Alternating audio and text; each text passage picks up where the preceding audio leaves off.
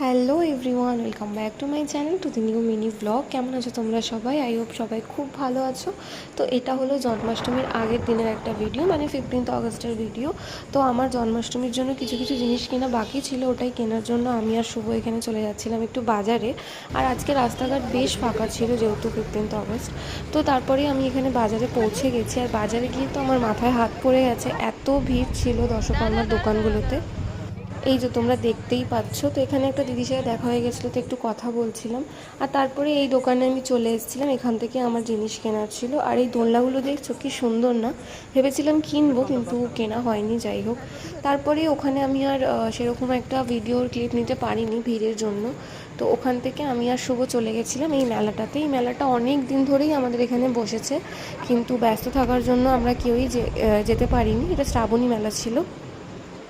তো মেলাতে প্রথমেই ঢুকে দেখলাম এখানে বেশ সুন্দর সুন্দর কাপ, প্লেট, ডিনার সেট এগুলো ছিল। আর ফার্নিচারও ছিল, কাঠের অনেক রকম ফার্নিচার। আর এই তো এখানে বেশ অনেক রকম জুয়েলারির দোকান ছিল। আর এই যে এই দোকানটাতে খুব সুন্দর সুন্দর শর্ট কুর্তা ছিল, স্কার্ট ছিল, আর ব্যাগেরও কালেকশন ছিল খুব সুন্দর সুন্দর। আর আমি চলে এসেছিলাম এই জুতির দোকানটাতে, এখান থেকে আমি একটা জুতিও কিনেছি, সেটা তোমাদের ভিডিওর লাস্টে দেখাবো।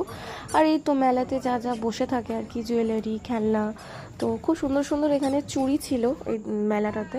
তো আমার কেনা হয়নি আসলে, অনেকটা রাত হয়ে গেছিলো, বাড়িতে গিয়ে অনেক কাজ ছিল, তাই জন্য কেনা হয়নি। তো ভেবেছিলাম আরেকদিন যাবো, জানি না যাওয়া হবে কিনা। আর এই দাদার দোকানেও খুব সুন্দর সুন্দর জিনিস ছিল। তো তো তারপরে আমি আর ভিডিও নিতে পারিনি যেহেতু হঠাৎ করে বৃষ্টি চলে এসেছিলো, তো আমরা বাড়ি চলে গেছিলাম। আর এই যে এই জুতিটা আমি কিনেছি। ভিডিওটা ভালো লাগলে অবশ্যই লাইক